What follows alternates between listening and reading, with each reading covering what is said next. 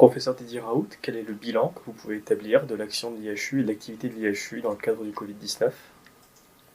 D'abord, je veux dire que cet enregistrement sera fait en différé parce que je suis, au moment où il sera diffusé, je serai dans mon autre pays, qui est le Sénégal, en train de rechercher la source du premier variant nouveau que nous ayons eu cet été, qu'on appelait le Marseille 1, dont on pense qu'il y a une source animale qui se trouve en Afrique, en particulier en Afrique subsaharienne. Donc c'est ce que je vais chercher et tenter d'identifier. C'est un papier qu'on a déjà publié. On a publié ensuite un papier qui vient d'être accepté sur le variant qu'on appelle Marseille 4, dont on pense que son origine est aussi animale et qu'il vient des visons. Et donc globalement, il y a un véritable enjeu scientifique à essayer de comprendre comment ces variants, c'est-à-dire ces virus qui présentaient plusieurs mutations à la fois, ont pu se développer de manière invisible et apparaître. Et l'explication la plus claire, c'est que ça s'est développé dans des collectivités animales. Et donc ces collectivités animales, c'est plutôt des mammifères qui vivent dans des collectivités très denses. Donc les collectivités sauvages, c'est certains singes, les chauves-souris, les élevages. Et bien maintenant, vous voyez, c'est les visons, c'est les porcs éventuellement. Mais il se trouve que les porcs ne sont pas des transmetteurs. Et les volailles, mais il se trouve que les volailles, autant elles jouent un rôle dans la grippe, elles ne jouent pas de rôle connu pour l'instant, en tout cas pour ça. Donc c'est important d'y aller. Alors pour ce qui concerne les HU, encore une fois, je pense qu'il est très important que les données que je vous transmets soient bien intégrées, parce que c'est une des solutions pour l'avenir, comme je le pensais il y a 20 ans, pour lutter contre les épidémies. Il faut avoir des endroits dans lesquels on est capable de faire face à une dimension qui est inhabituelle, et d'ailleurs en s'appuyant sur des CHU, parce qu'il y a un effet accordéon qui fait qu'on arrive à transmettre des personnels, des moyens, des financements de l'un à l'autre, et que donc cet effet accordéon ne serait pas possible si nous étions comme dans un centre anti-cancéreux, isolé, à distance des réanimations, des urgences et d'un établissement de cette taille-là. Donc bien sûr, heureusement qu'on a tous ces éléments à côté de nous pour le faire, mais simplement pour vous donner les chiffres, on a fait plus de 500 000 tests ici, il y a 140 000 personnes qui sont venues se présenter ici pour pouvoir être testées. Beaucoup de gens qui viennent ici maintenant d'autres villes et d'autres départements, parce qu'ils pensent qu'on les prend en charge ici correctement.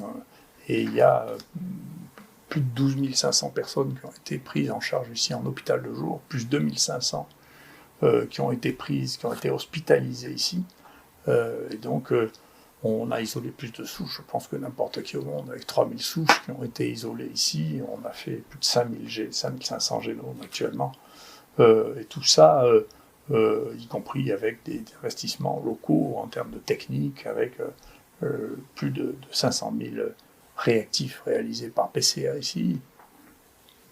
Et grâce à nos amis autour de nous, la radiologie, alors que les scanners low-dose paraissaient un objectif inatteignable, on a fait plus de 5000 grâce à toute l'équipe des professeurs Jacquier et Gobert.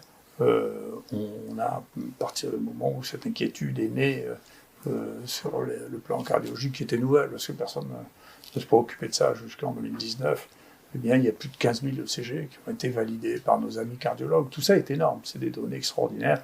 Les gens qui se posent des questions sur les dosages de l'hydroxycycline, on en faisait déjà beaucoup, mais on en a dosé là près de 3 000 encore cette fois-là. On arrête de les doser d'ailleurs, parce qu'on a maintenant on voit très très bien comment les choses se passent pour les médicaments qu'on utilise, parce qu'on a fait tellement de dosages et donc c'est ce déploiement de moyens qui est, je pense, à peu près unique au monde en termes de densité, si vous voulez, devrait devenir un modèle de réflexion. Beaucoup de difficultés de l'IHU ont été dues au fait que c'était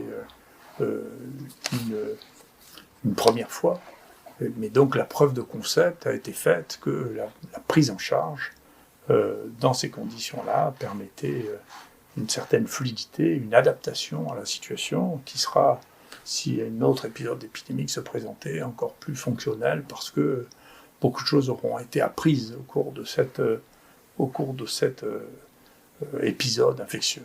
En particulier, qu'avez-vous appris durant cet épisode ?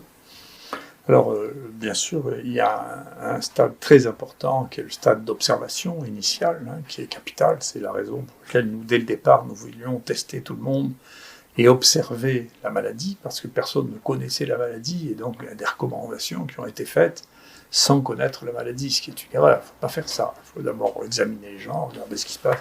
Il y avait des spécificités dans cette maladie qui étaient mal connues, que maintenant on connaît très bien.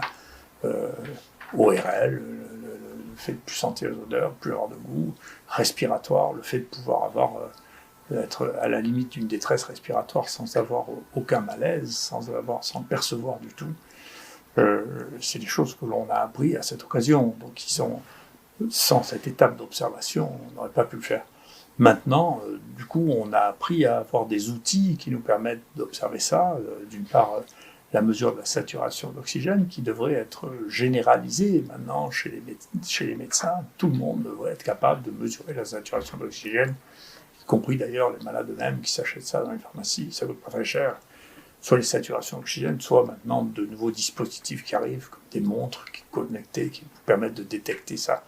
La deuxième chose qu'on a apprise et qui a joué un très grand rôle ces derniers mois, c'est des capacités d'oxygénation bien plus fortes avec les optiflows qui permettent de sauver des gens qui ne sont pas susceptibles d'être transmis en réanimation, soit parce qu'il n'y a pas assez de place, soit parce qu'ils sont considérés comme étant trop fragiles pour pouvoir être pris en réanimation, et qui nous a permis de sauver à peu près 30% de gens qui étaient refusés par les réanimations de faire leur état général ou de leur âge.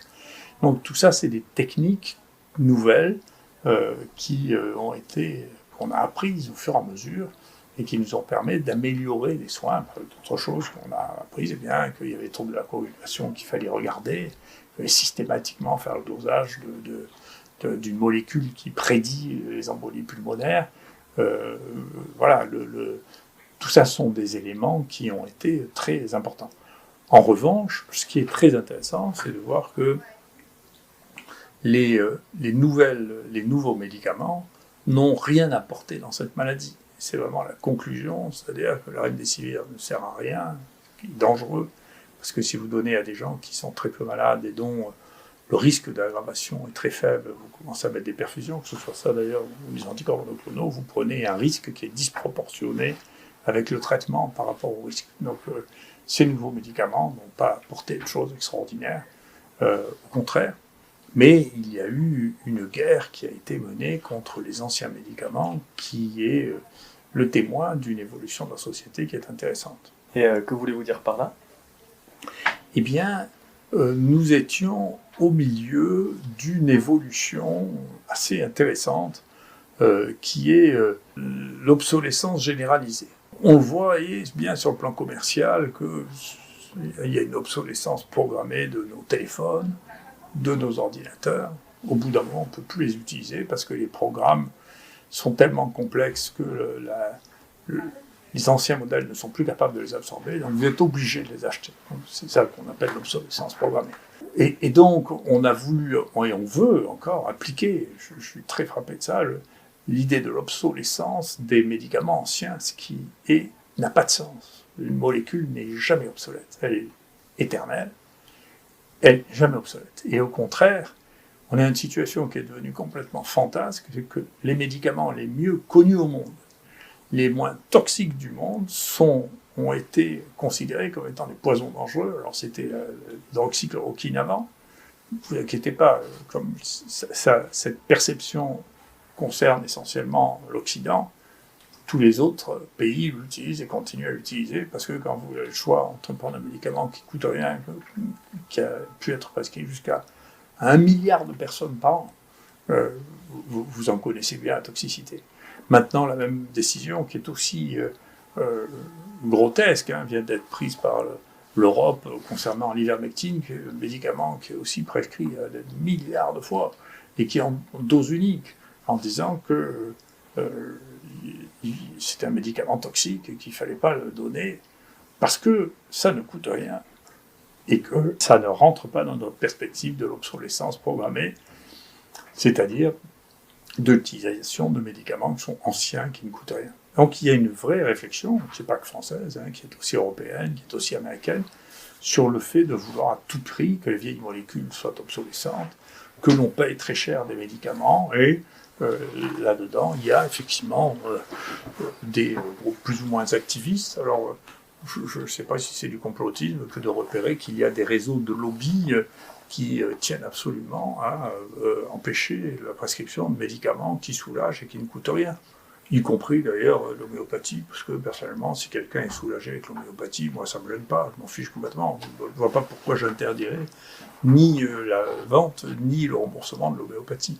Et donc il y a des groupes là-dedans où on voit une association entre les associations. Alors il y a une association Citizen for Science, un collectif No Fake Med, et puis des gens qui ont, tous les gens qui sont le plus payés dans notre monde par l'industrie pharmaceutique, ont des liens qui sont non neutres entre eux, puis avec un certain nombre de journalistes, avec un certain nombre de journaux. Et donc tout ça, c'est très facile à voir, il suffit de regarder les réseaux sur Twitter, qui parle avec qui communique avec qui, pour voir qui est qui. Et donc il y a là une association et des réseaux qui se sont créés, dont l'objectif est effectivement de lutter contre les médicaments anciens. Et ce qui est assez intéressant, c'est que la plupart des gens que j'ai vus là-dedans n'étaient pas des scientifiques de très haut niveau, et que ce soit eux qui veuillent faire, comme les inquisiteurs, ce qui est la connaissance et ce qui est la science. Tout ça est intéressant.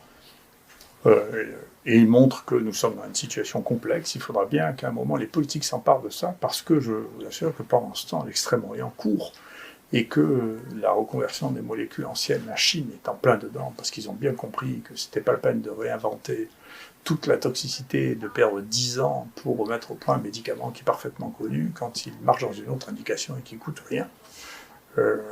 Comme la Chine est rentrée dans une stratégie de technologie extrêmement rapide, qui rapidement va devenir la source de tous les progrès scientifiques si nous n'avons pas une réaction, et si la science que nous faisons est juste la science d'analyse de produits qui, pour la plupart d'entre eux, ne montreront pas davantage pour la santé humaine, mais simplement permettront de faire vivre un modèle qui finit par être dépassé. C'est le modèle de la création de nouveaux médicaments qui est obsolète. Ce n'est pas les médicaments. Ce modèle-là, c'est tari au XXIe siècle.